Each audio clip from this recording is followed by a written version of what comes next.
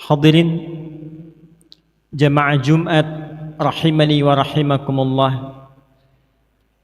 Bersyukur pada Allah Subhanahu wa taala mengawali kesempatan Jumat ini. Alhamdulillah, dari sekian hamba Allah yang tengah beraktivitas, kita yang masih diberikan oleh Allah Subhanahu wa taala anugerah keislaman dan keimanan sampai dengan detik ini.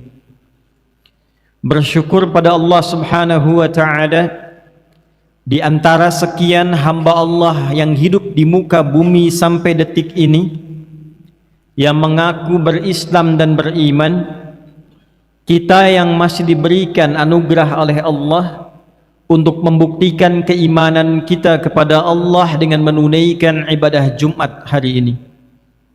Karena itulah ibadah Jumat di dalam Al-Quran, bahkan surahnya diberi nama dengan surah Al-Jumu'ah di ayat yang ke-9. Isyarat awalnya Jumat hanya akan direspon oleh orang-orang yang masih memiliki iman dalam dirinya.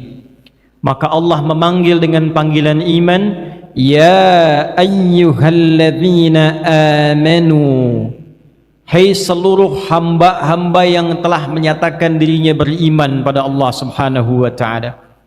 Ya harfun nida, huruf panggilan, linida'il qarib wal mutawassit wal ba'id, untuk memanggil yang dekat, jarak menengah atau jauh. Disebutkan setidaknya 361 kali dalam Al-Quran. Ayyuha, ayyunya berfungsi menguatkan hukum munada, haknya mengingatkan pentingnya informasi tanbih. Ayyuha disebutkan 150 kali dalam Al-Quran. Alladzina isim mausul, konjungsi menunjuk objek yang mencakup semua tanpa kecuali, disebutkan 1080 kali dalam Al-Quran. Kalau kata ini kita gabungkan ya ayyuhalladzina amanu, maka secara tafsir akan diterjemahkan, hei seluruh pemilik iman tanpa kecuali. Punya jabatankah engkau atau tidak punya jabatan? Besarkah, kecilkah, tuakah, mudakah? Status sosialnya seperti apakah?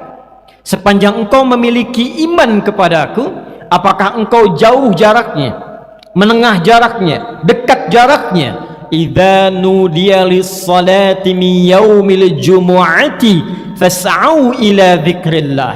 Maka di antara ciri kebenaran imanmu, jika diseru kepadamu tiba waktunya menunaikan ibadah Jumat, fas'au ila dzikrillah, maka bergegaslah, respon getaran imanmu itu untuk menyambut ibadah Jumat. Tidak semua orang yang berkata saya muslim, saya mukmin, bisa merespon ibadah Jumat kecuali yang terdapat nilai keimanan dalam dirinya. Dan dalam iman itulah akan dibedakan antara tingkat kekuatan tertinggi sampai yang paling rendah. Semakin tinggi iman, belum dipanggil dia sudah bersiap. Iman standar, begitu dipanggil dia datang. Iman sedang lemah, bahkan khatib sudah mau masuk khutbah yang kedua, dia baru bersiap. Di saat Jumat itulah kita dipanggil kembali untuk mengembalikan standar keimanan kita pada kondisi fitrah yang kuat, sehingga yang jauh menjadi lebih dekat, yang dekat semakin lekat dengan Allah Subhanahu wa taala. Saking sayangnya setiap Jumat diinginkan oleh Allah Subhanahu wa taala, seluruh kesulitan bisa dituntaskan, iman bisa menguat, persoalan dengan Allah semakin melekat, persoalan dunia dihempaskan sehingga nyaman dalam kehidupan dunia dan akhiratnya. Itulah sebabnya ayat 10 setelah tuntas Jumatan, fa idza qudiyatis salatu fantashiru fil ard. Kalau Jumatannya sudah benar, Jumatannya sudah beres, khutbahnya ditanamkan dengan baik, silahkan menyebar. Karena setelah Jumat itu kita mendapatkan pencerahan yang baru, semangat yang baru, spirit yang baru, dan tata kehidupan yang baru untuk menata itu lebih baik sebelum kita berpulang pada Allah Subhanahu wa taala. Itulah sebabnya dalam ayat Jumat diingatkan, Jumat bukan ibadah formalitas saat Anda datang. duduk mendengar khutbah, kadang mengantuk bahkan tertidur, lalu salat 2 rakaat dan pulang. Bukan itu yang diinginkan. Datang, duduk, ingat Allah, fas'au ila dzikrillah. Cas iman kita, rasakan kalau saat itu akan dipanggil oleh Allah Subhanahu wa taala. Lihat hubungan kita dengan sesama. Karena itulah Jumu'ah sifat dari kata al-jama', artinya datang berkumpul, saling mengenal di antara yang berkumpul dan saling mengisi di antara yang kumpul. Datang, kenali siapa yang duduk di samping kanan Anda, di kiri Anda, depan Anda, belakang Anda, bangun relasi. Setelah itu pulang saling mengisi. Barangkali ada pasien yang tidak sempat ke rumah sakit, bertemu dengan dokter, diberikan resep, selesai persoalannya.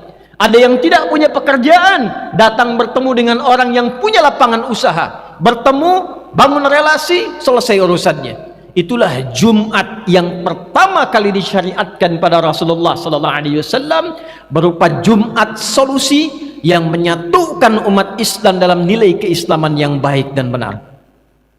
Hadirin rahimani wa rahimakumullah. Setiap kita pada fitrahnya tentu menginginkan peningkatan dalam capaian-capaian kehidupan kita, dan selalu ingin lebih. Mencari harta, ingin lebih dari sebelumnya. Sudah punya sepeda, ingin motor. Sudah punya motor, ingin mobil. Dalam status pendidikan selalu ingin naik. Dari SMA ingin S1, dari S1 ingin S2, demikian seterusnya. Dari jabatan juga demikian, birokrasi ingin dititi sampai ke puncak tertingginya. Standar untuk mencapai itu umumnya didapatkan 2 rumus utama. Kalau tidak kita mengoptimalkan kemampuan yang telah Allah anugerahkan kepada kita melalui ikhtiar, tingkatkan pengetahuan, tingkatkan kerja keras. Maka yang kedua, membangun relasi dengan orang yang punya otoritas di dalamnya. Anda ingin mudah akses ke metro, Anda berkenalan dengan wali kota metro. Aksesnya mudah untuk dibangun. Anda ingin sukses di metro, tingkatkan intelektualitas, kerja keras, apa yang Anda kerjakan, pencapaiannya akan semakin naik. Semakin tinggi kita bersemangat, semakin mudah kita mendapatkan peningkatan apa yang kita harapkan itu. Ternyata hal demikian yang pada umumnya saat ini dikejar oleh manusia, dipertanyakan kembali oleh Allah kepada kita tentang keseimbangan dunia dan akhirat kita. Quran surah kedua Al-Baqarah di ayat yang ke-200. Wa minan nasi may yaqulu rabbana atina fid dunya wa ma lahu fil akhirati min khalaq. Ada sebagian manusia, kata Allah, yang orientasinya kerja lagi, kerja lagi, kerja lagi, bangun relasi. Untuk apa? Dunia. Tambah lagi harta, naikkan lagi kedudukan. Kalau perlu lakukan segalanya untuk mendapatkan apa yang diinginkan. Tambah, tambah, tambah, naikkan dunia. Sepanjang itu dilakukan, dunia dapat. Wa ma lahu fil akhirati min khalaq. Hanya sayang, kata Allah, kalau rumusnya hanya dipakai untuk dunia, maka akhiratnya tidak akan didapatkan seperti ia merasakan kenikmatan dunianya. Lalu datang Islam memberikan keseimbangan pada kehidupan kita, menjelaskan kehidupan kita bukan dunia saja, diperlihatkan dalam pandangan, didengar dalam berita, diantarakan kemudian bahkan oleh kita. Ternyata setelah hidup dunia ini ada alam kubur. Ternyata setelah kubur itu kita akan dihisab. Ternyata setelah dihisab itu ada alam baru selain alam yang kita tinggali sekarang. Dan hukum mengatakan setiap pindah tempat, pindah hukum. Setiap pindah keadaan, pindah aturannya. Apakah hukum di Lampung sama kemudian dengan di Sumatera? Belum tentu. Apakah uang di Indonesia akan berlaku di Malaysia? Belum tentu. Apakah hukum Malaysia sama dengan Amerika? Tidak. Padahal pindahnya masih skala lokal di dunia.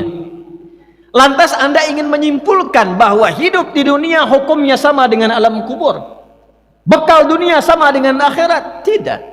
pindah intra dunia saja bekalnya tidak sama, maka bagaimana ketika kita mengharapkan bekal yang sempurna ketika berpindah alam dan meninggalkan dunia ini? Maka diberikanlah oleh Allah pedoman yang sangat lengkap, yang kalau kita baca dan cari dimanapun tidak akan kita temukan pedoman yang sempurna, yang menunjukkan dengan jelas dari amalannya, persiapannya, keadaannya di setiap tempat yang kita pijak, dari mulai dunia meninggalkannya seperti apa, wafatnya akan bagaimana, setelah dari dunia pindahnya kemana, alamnya akan seperti apa, di akhiratnya bagaimana, tempatnya seperti apa. Anda hanya akan temukan itu secara detil di dalam Islam, terurai dalam Al-Quran 6236 ayat, 114 surah, 30 juz, dan ditetilkan keterangannya oleh Nabi Muhammad SAW. Maka dibagilah dua bagian, dunia yang sekarang kita pijak, yang akan kita tempuh sampai ke ujungnya, dalam bahasa Arab disebut dengan akhirah. Ada dunia, ada akhirah. Akhirah, alam setelah kita meninggalkan dunia ini. Maka Allah mengatakan dan membimbing kita di ayat 201-nya di surah yang sama, surah Al-Baqarah. Wa minhum may yaqulu rabbana atina fid dunya hasanah wa fil akhirati hasanah wa qina adzabannar. Dengan kasihnya Allah mengatakan, Allah tidak menginginkan Anda di dunia sukses. Silahkan dapatkan fasilitas, dapatkan akses, dapatkan kenyamanan di dunia. Di akhirat bagaimana? Silahkan dapatkan kekayaan, rumah yang megah, kendaraan yang mewah, tampilan yang indah. Dunia, akhirat bagaimana? Maka Allah sampaikan, ketika engkau mengerjakan pekerjaan duniamu dan mendapatkan kenyamanan, pastikan kehidupan akhiratmu mendapatkan kenyamanan yang serupa atau lebih daripada itu. Jika dunia hasanah, pastikan akhirat hasanah. Lalu kita balik bertanya, ya Allah, bagaimana kami bisa mendapatkan rumus cepat? Dunianya dapat cepat, akhiratnya pun mendapatkan bekal yang cepat. Hasanah, hasanah itu bisa diartikan nyaman, tenang, tentram, baik. Kaya, kekayaannya membawa kenyamanan dan ketenangan. Karena sekarang banyak orang kaya tapi tidak tenang dengan kekayaannya. Ada orang sukses dalam karirnya tapi tidak bahagia dalam hidupnya. Maka Allah mengatakan, hei, jangan pisahkan kesuksesan dan kebahagiaan. Yang sukses sekaligus bahagia, yang bahagia sekaligus yang tenang sekaligus hidupnya nyaman. Maka semua itu kalau dikumpulkan namanya disebut dengan hasanah. Namanya disebut dengan hasanah. Maka dua rumus tadi yang sering kita kerjakan di dunia dipertanyakan lagi oleh Allah untuk menjemput akhirat kita. Bagaimana caramu membangun relasi supaya mendapatkan dunia yang cepat dan akhirat yang cepat? Bagaimana caramu bekerja keras untuk mendapatkan dunia yang cepat dan damai saat bersamaan mendapatkan kehidupan akhirat yang damai dan tenang? Maka turunlah kemudian rumus ini dengan memperkenalkan kepada kita Quran surah ke-17 di ayat 110. Allah menyampaikan, Qulid'ullaha awid'ur rahman ayyamma tad'u falahul asma'ul husna. Qulid Allah, katakan pada dirimu, sebutkan Allah, sebut nama Allah. Bukan hanya mengajarkan kita untuk berdoa, bukan. Doa itu menyambung relasi. Karena itu disebut dengan doa, sesuatu yang sampai terhubung, tersambung. Anda ingin sukses dunia, ingin sukses akhirat. Tadi rumusnya dikatakan di awal, bangun relasi. Bagi yang punya kuasa, mudah kita mendapatkan aksesnya. Apa yang tidak dimiliki oleh Allah? Yang punya rezeki, Allah. Yang punya kekayaan, Allah. Yang punya kehidupan, Allah. Yang punya kesehatan, Allah. Yang punya kebahagiaan, Allah. Anda menuntut minta banyak rezeki, tapi Anda jauh dari Allah sampai dengan Jumat ini. Maka apa yang Anda dapatkan?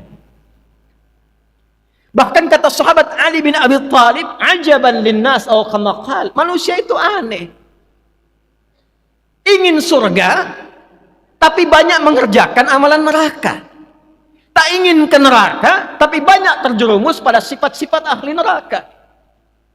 Ingin masuk surga, tapi jauh dari Allah. Ingin pintar, tapi tidak kenal Allah. Ingin samara di rumah tangganya, tapi tak pernah ada sujud dalam kehidupan rumahnya. Sampai dengan detik ini, di Jumat ini, berapa di antara kita yang membangun kesadaran untuk membangun relasi yang kuat dengan Allah Subhanahu wa Ta'ala? Berapa kali Anda update status terkoneksi dengan handphone Anda dalam sehari? Berapa kali Anda mengecek WhatsApp Anda dalam sehari? Pertanyaan terbesarnya, kalau status dunia saja sering kita update, maka bagaimana dengan status kita yang terhubung dengan Allah yang menguasai dunia akhirat kita? Bukankah kita meyakini Allah pemilik segalanya? Allah yang menghempaskan segala kesulitan, yaj'al lahu makhraja. Allah yang mendatangkan rezeki bahkan dari sisi yang tidak diduga, wa yarzuqhu min haitsu la yahtasib. Allah yang memberikan kebahagiaan, wattaqullaha la'allakum tuflihun. Allah yang memberikan percepatan pengetahuan, wattaqullaha wa yu'allimukumullah. Di balik pertanyaannya oleh Allah dalam Al-Qur'an, kalau engkau sudah menyadari semua itu, sekarang pikirkan, sedekat apa hubunganmu denganku, kata Allah. Sedekat apa? Jika kita balik bertanya kepada Allah, ya Allah, kami malu. Kami ingin membangun hubungan yang lebih dekat. Kami ingin bekerja keras dengan sungguh-sungguh. Kami kerja untuk dapat lembur, ya Allah, kami kejar. Supaya mendapatkan tambahan pesangon untuk dunia. Berangkat gelap, pulang gelap. Sekarang kami sadar ternyata yang punya rezeki itu engkau. Sekarang kami sadar ternyata yang punya segalanya engkau. Tunjukkan kepada kami, ya Allah, bagaimana cara kami membangun relasi denganmu supaya mendapatkan percepatan dari apa yang tadi engkau sampaikan itu. Hadirin, di antara sekian jawaban yang disampaikan dalam Al-Quran, ada satu ibadah yang menarik yang secara singkat khatib akan kupas pada hari ini. Dan ibadah inilah yang Allah syariatkan dari semua kalangan manusia, bahkan sejak era Nabi Adam alaihissalam turun ke bumi sampai kita saat ini. Ibadah itulah yang menyambungkan kita dengan Allah, terkoneksi dalam setiap keadaan kita, bahkan sejak bangun, duduk, sampai tertidur. Dalam bahasa Arab, sesuatu yang terhubung dengan kuat dan sulit dipisahkan disebut dengan silah namanya. Wasala yasilu silatan, terhubung dengan kuat, sulit dilepaskan. Ibadah yang melatih kita supaya terhubung dengan Allah, dan ketika terhubung diperhatikan dimanapun, dibantu, disayangi, dilindungi, diarahkan kepada segala yang terbaik. Ibadah itulah yang disebut dengan sholat namanya. Sholat. Itulah sebabnya sholat ibadah yang bukan hanya disyariatkan pada era Nabi Muhammad SAW. Nabi Musa alaihissalam salat. Quran surah ke-20 Thaha ayat ke-14. Innani anallahu la ilaha illa ana fa'budni wa aqimis salata li dzikri. Saya adalah Allah ya Musa. Tidak ada Tuhan yang layak dipertuhankan dan disembah kecuali saya. Ketika engkau mempertuhankan saya, buktikan kebertuhananmu kepadaku dengan beribadah kepadaku. Caranya salat untuk mengingatku. Nabi Isa alaihissalam salat. Quran surah ke-19 Maryam di ayat 31 sampai 33. Wa awsani bis salah. Allah memberikan kepadaku perintah yang kuat untuk menunaikan salat. Nabi Ismail alaihissalam, kakek buyut Nabi Muhammad sallallahu alaihi wasallam salat. Quran surah ke-19 Maryam di ayat yang ke-55. Wa kana ya'muru ahlahu bis salah. Bahkan Nabi Ismail meminta semua keluarganya jaga sholat, jangan tinggal sholat. Dan semua Nabi dikisahkan bahkan saat memiliki kesulitan, mereka terkoneksi langsung dengan Allah. Solusinya Allah. Hamparkan dulu sajadahnya, minta dulu kepada Rabbnya sebelum berikhtiar dengan kemampuan yang Allah berikan kepadanya. Bukankah Nabi Zakaria ketika meminta kepada Allah, dalam vonis yang disebutkan manusia nggak akan mungkin punya keturunan. Maaf, suami sudah sepuh, fisik letih, rambut memutih, istrinya divonis menopause dan mandul. Apa yang dilakukan? Allah yang punya segalanya. Menghadap ke arah kiblat, di mihrabnya beliau berdoa. Quran surah ketiga Ali Imran ayat 38 sampai 39. Hunalika da'a Zakaria rabbah. Qala rabbi habli min ladunka dzurriyyatan thayyibah innaka sami'ud du'a. Di mihrab itulah beliau berdoa kepada Allah dan memohon, ya Allah, semua memvonis aku secara medis tak mungkin punya keturunan. Istriku divonis menopause dan mandul. Ketika semua memvonis demikian, ya Allah, hanya Engkau yang punya pemberian tanpa batas. Bila dengan ini hamba memohon belum terkabulkan, maka mohon tunjukkan kepada hamba saat ini kepada siapa lagi hamba mesti memohon. Turun jawaban, perhatikan jawabannya. Fanadathul malaikatu wa huwa qa'imun yusalli fil mihrab. Maka datang malaikat menyampaikan, Allah kasih jawaban sedangkan beliau masih berdiri dalam salatnya. Nabi Zakaria ketika meminta solusi, salat. Nabi Yakub alaihissalam ketika ada tragedi kepada Yusuf terjadi, apa yang beliau lakukan? Lihat Quran surah ke-12 di ayat 86 sampai 88. Innama ashku bathi wa huzni ilallah. Aku curhatnya semua aku arahkan kepada Allah. Salat. Salat. Salat. Membangun relasi dengan Allah, meminta kepada Allah subhanahu wa ta'ala. Itulah sebabnya ketika turun perintah salat pada Nabi Muhammad pertama kali, bersandinglah perintah itu dengan hajat. Quran surah kedua Al-Baqarah di ayat ke-45. Wasta'inu bisabri wassalah. Hei hambaku, kalau engkau punya masalah dalam hidupmu, apapun yang kau alami, terima dulu dengan sabar sebagai ujian dariku, lalu datang kepadaku lewat salat. Salat. Kalau masih tidak yakin, dipertanyakan keimanannya. Turunlah ayat 153-nya. Dengan penegasan, ya ayyuhalladzina amanu ista'inu bis-sabri was-salah. Hei orang-orang beriman, mana imanmu?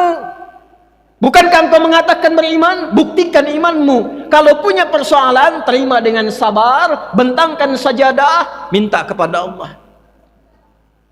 Semua kebahagiaan, kesuksesan, kebahagiaan dengan sifat hasanah tadi, kalau kita bawa dalam nuansa kenyamanan disebut falah namanya. Falah. Itulah sebabnya diperdengarkan 5 kali dalam sehari di telinga kita. Ketika Anda bertanya, kenapa saya harus sholat? Barusan zuhur, sekarang sholat lagi asar. Diperdengarkan oleh Allah. Hayya 'alas salah. Ayo sholat. Kenapa ya Allah? Hayya 'alal falah. Supaya engkau bahagia, supaya engkau sukses, supaya engkau tenang. Maksudnya, hei yang sedang cari solusi belum sukses, datang aku yang punya, datang sujud aku berikan. Hei yang belum bahagia, datang minta sujud aku berikan. Falah. Diperdengarkan di telinga kita 5 kali dalam sehari setiap pergantian waktu. Baru bangun sudah diminta sukses kamu, bahagia kamu. Siang-siang ditanya lagi, sudah sukses belum, bahagia belum? Sore ditanya lagi, sampai mau tidur dipastikan, jangan sampai tidur hambaku kecuali engkau dalam keadaan tenang dan bahagia. Hayya 'alal falah. Diperdengarkan di telinga-telinga, bahasa Arabnya udhun, jamaknya disebut dengan adzan. Sayangnya Allah kepada kita diperdengarkan. Jadi kalau ada orang belum bahagia dalam hidupnya, padahal harta sudah banyak, coba dicek. Mungkin bukan kurang hartanya, kurang dekat dia dengan Allah. Kalau ada yang belum sukses, padahal tenaga sudah dikeluarkan, nyari ke sana kemari, mungkin karena bukan kurang kuat tenaganya, kawan. Kurang dekat dengan Allah. Itulah sebabnya ketika Allah menyampaikan risalah salat, jika Anda ingin menambah sebagai penutup khutbah ini, ya Allah, saya ingin tingkatkan kesungguhan saya, sehingga bangun relasi lebih dekat denganmu. Bagaimana caranya? Maka turun jawaban dari sekadar yang standar. Dan disinilah kita akan akhiri khutbah kita yang pertama ini. Jika saya, Anda, kita hanya menunaikan sholat 5 waktu, itu adalah penunjuk keimanan kita sebagai penggugur kewajiban. Subuh, zuhur, asar, maghrib, isya, itu bukti keimanan. Karena itulah sholat disebut iman. Quran surah kedua ayat 143, wa ma kana Allahu liyudhi'a imanakum. Allah tidak akan pernah menyia-nyiakan salat yang kau tunaikan dengan imanmu. Jadi kalau kita mengaku beriman, pembuktian pertamanya salat. Jadi kalau ada orang mengatakan saya beriman tapi dia tidak salat, maka oleh Allah dipertanyakan keimanannya. Banyak bukti imanmu. Mana bukti imanmu? Tapi kalau Anda ingin menambahkan ikhtiar di dalamnya untuk mendapatkan kenyamanan, kesuksesan, akses yang mudah, maka perhatikan rahasia yang tercantum dalam Al-Quran. Allah tambahkan amalan fardu itu dengan amalan yang kedua. Quran surah 17, surahnya disebut Al-Isra. Dengan peristiwa ini kita mendapatkan perintah salat melalui Nabi Muhammad SAW. 17 rakaat, surah ke-17. Perhatikanlah ketika disambungkan ayat 78 yang 5 waktu dengan 79 sampai dengan 80-nya. Perhatikan kalimatnya. Aqimis salata liduluki syamsi ila ghasaqil laili wa qur'anal fajr. Inna qur'anal fajri kana mashhuda. Standar 5 waktu. Anda pengen sukses, tidak pengen sukses, tetap sholat 5 waktu juga. Anda wali kota, bukan wali kota, pengen jadi pebisnis, bukan pebisnis, pengen kaya, tidak kaya, tetap 5 waktu juga, sepanjang Anda beriman. Tapi kalau Anda ingin naikkan levelnya, sukses, dilindungi, dibimbing oleh Allah, diberikan solusi yang terbaik, maka perhatikan firman-Nya. Wa minal laili fatahajjad bihi nafilatan lak. Tambahkan amalmu, terkoneksikan dengan Allah, tambah dari yang fardu amalan sholatnya dengan nafilah. Nafilah. Dia bukan wajib. Tapi kalau kita kerjakan ada bonus Allah berikan. Jam kerja di sini 7 sampai jam 4. Kalau Anda tambah 5 sampai 6, lembur, ada bonus. Itulah nafilah. Dia tidak wajib, cuma jejaknya ditampilkan oleh Nabi. Jejak yang ditampilkan untuk diikuti sunnah namanya. Kalau dikerjakan dapat tambahannya. Ibadahnya namanya nafilah, hukumnya disebut dengan sunnah. Ada sunnah yang berlaku dari pagi, siang, sampai ke sore, sampai ke malam. Pilih menunya sesuai dengan kebutuhan kita. Contoh, dengan cepat, di sini kita akan berakhir. Bagi Anda yang menginginkan karirnya diangkat oleh Allah di tempat tertinggi, terjaga, dilindungi, jalannya dibimbing oleh Allah. Kalau ada masalah dibimbing keluarnya, kalau ada yang ganggu dilindungi langsung oleh Allah, maka amalannya disebut nafilah, bukan wajib, sunnah hukumnya. Nafilah ditunaikan di malam hari namanya tahajud. Wa minal laili fatahajjad bih. Apa yang didapatkan? Nafilatan laka, itu tambahan cuma satu. Asa ayyab'atsaka rabbuka maqaman mahmuda. Orang yang konsisten mengerjakan itu lillah, karena Allah, maka Allah akan angkat derajat dia, ditempatkan di tempat terbaik dalam aktivitas dunia sampai akhiratnya. Perhatikan kalimatnya. Wa qur rabbi adkhilni mudkhala sidqin. Memulai pekerjaan dibimbing oleh Allah. Wa akhrijni mukhraja sidqin. Kalau ada kesulitan dibimbing oleh Allah. Tak perlu nyogok, tak perlu korupsi, tak perlu menggerakkan orang pada hal yang tidak benar. Allah yang bimbing. Waj'alni min ladunka dzurriyyatan waj'alni min ladunka sultanan nasira. Kalau ada yang ganggu, Allah yang langsung kemudian menyelesaikan semua pertolongannya. Kami tutup sunnah pagi sampai dengan ke malam berurutan. Kalau langsung bangun tahajud rasanya sulit, tempelkan kata Nabi dengan sholat fardumu supaya engkau terbiasa. Dirinci oleh Nabi amalan-amalan sampai akhiratnya. Ini fadilahnya begini, akhiratnya akan begini.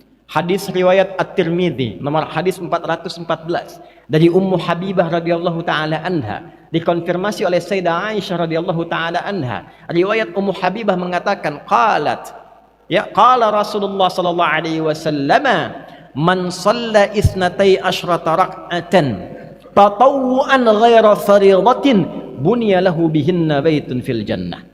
Riwayat Sayyidah Aisyah radhiyallahu taala anha, man thabara ala isnatai asyrata rak'atan fi yaumin wa lailatin aw kama qala Rasulullah sallallahu alaihi wasallam, arba'an qabla adh-dhuhri, rak'ataini ba'da al-maghrib, rak'ataini ba'da al-isya, wa rak'ataini qabla as-subhi, bunya lahu baitun fil jannah. Siapa yang konsisten, berusaha, bersabar menunaikan 12 rakaat yang mengiringi salat fardunya dari siang sampai malam, dirinci 4 rakaat sebelum zuhur, 2 rakaat setelahnya, 2 rakaat setelah maghrib, 2 rakaat setelah isya, dan 2 rakaat sebelum subuh. Apa yang didapatkan akhiratnya? Orang yang konsisten mempertahankan itu sampai dia meninggal dunia, dibangunkan, diperintahkan oleh Allah pada malaikat, bangunkan untuknya satu istana di dalam surga. Lalu apa rinciannya? Khatib hanya sebutkan satu saja di antara sekian yang banyak, karena terbatasnya waktu Jumat kita. Yang subuhnya saja baru 2 rakaat, Allah cukupkan semua kebutuhan dunianya. Raka'atul fajri khairum minad dunya wa ma fiha. Orang yang konsisten menunaikan 2 rakaat sebelum subuh, maka Allah cukupkan kebutuhan dunia untuknya. Tidak diperbudak dunia, hartanya dicukupkan, karirnya dicukupkan, pekerjaannya nyaman, tenang. Itulah rahasianya sahabat selalu konsisten pada sholat subuh, bahkan mereka berangkat dalam pekerjaan setelah menunaikan subuhnya. Itulah yang dimaksud Rabbana atina fid dunya hasanah wa fil akhirati hasanah. Yang terbaik, yang pintar, al-kayyis, dialah membangun koneksi dengan Allah yang punya segalanya. Dia kerjakan perintah Allah, dia ikuti tuntunannya, dunia dia dapatkan, akhirat insyaallah dia akan raih. Barakallahu li wa lakum fil Qur'anil azim wa nafa'ani wa iyyakum bima fihi minal ayati wa dzikril hakim wa taqabbala minni wa minkum tilawatahu innahu huwas samiul alim. Ud'ullaha yastajib lakum wa lana jami'an. Alhamdulillah wassalatu wassalamu ala rasulillah wa ala alihi wa sahbihi wa man walah wa ba'd. فيا عباد الله أوصي نفسي وإياكم بتقوى الله فقد فاز المتقون فلا تموتن إلا وأنتم مسلمون. وقال تعالى يا أيها الذين آمنوا اتقوا الله حق تقاته ولا تموتن إلا وأنتم مسلمون. Hadirin, sebelum kita berdoa pada Allah Subhanahu wa taala, perkenankan khatib menekankan 2 hal yang penting dan singkat. 1, mengapa kita mesti Jumatan? Allah Subhanahu wa taala, Rasulullah SAW tidak menginginkan ada orang Islam cuma datang ke masjid, duduk, dengar khutbah, kadang ngantuk, sholat 2 rakaat dan pulang. Itu bukan Jumat yang diinginkan. Itu hanya formalitas, datang selesai kewajiban.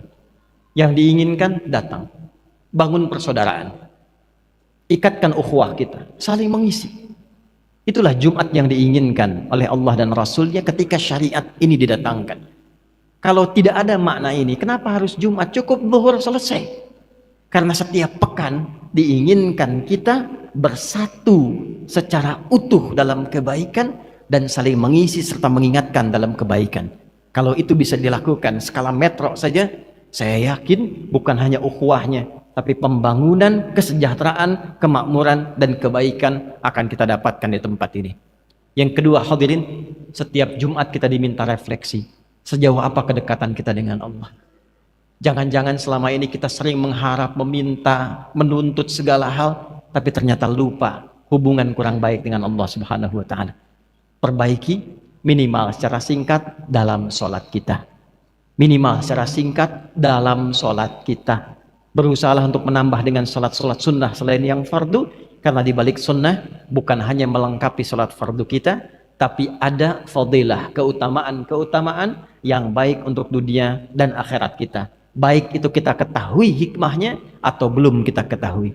Semoga Allah Subhanahu wa taala memberikan kemampuan dan kekuatan kepada kita untuk beramal, dan menjadikan hasil amalan itu baik untuk tempat yang kita pijak, khususnya negara yang kita cintai.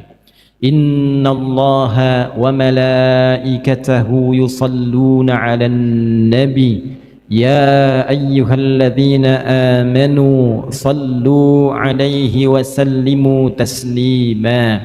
Allahumma salli wa sallim wa barik ala habibikal karim رسولك المصطفى الأمين سيدنا محمد وعلى آله وصحبه أجمعين. نحمدك يا أرحم الراحمين كما علمتنا أن نحمدك، ونشكرك شكرا كما علمتنا أن نشكرك.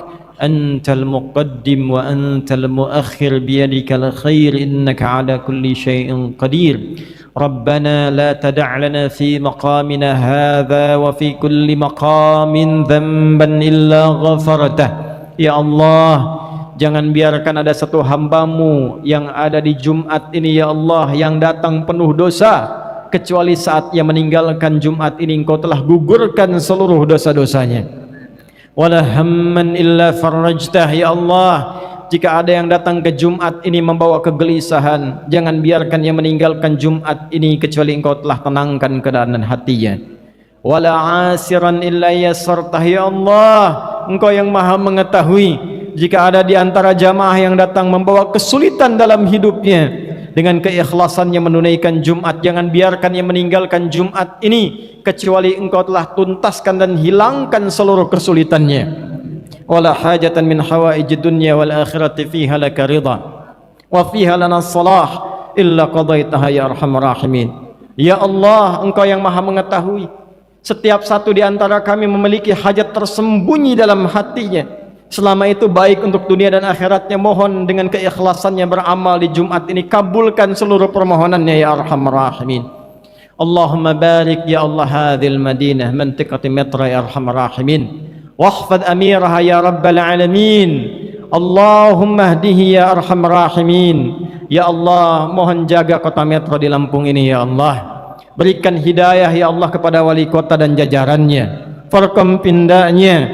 Berikan hidayah kepada mereka ya Allah untuk menjaga amanah ini dengan baik. Ringankan hisab mereka di hari kiamat ya Allah. Kami mencintai mereka ya arhamar rahimin. Jaga kesehatan mereka ya Allah, jaga kekuatan mereka ya Allah, dan jaga mereka dalam kebijakan-kebijakan mereka ya Allah. Jauhkan dari penyimpangan-penyimpangan ya Allah yang dapat menjerumuskan pada siksa dan murka-Mu.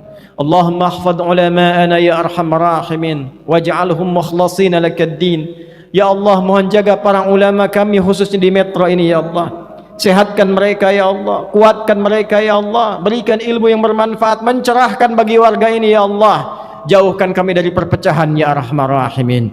Allahumma ahfad biladana Indonesia wahfad ya Allah ru'asa'ah ya arhamar rahimin. Ya Allah, mohon jaga negeri kami Indonesia. Satukan kami dalam kedamaian dan kebaikan. Berikan hidayah kepada para pemimpin kami ya Allah. Jauhkan mereka dari berbagai kemaksiatan ya Allah. Sadarkan mereka akan dihisab ya Allah. Ringankan hisab mereka ya Allah.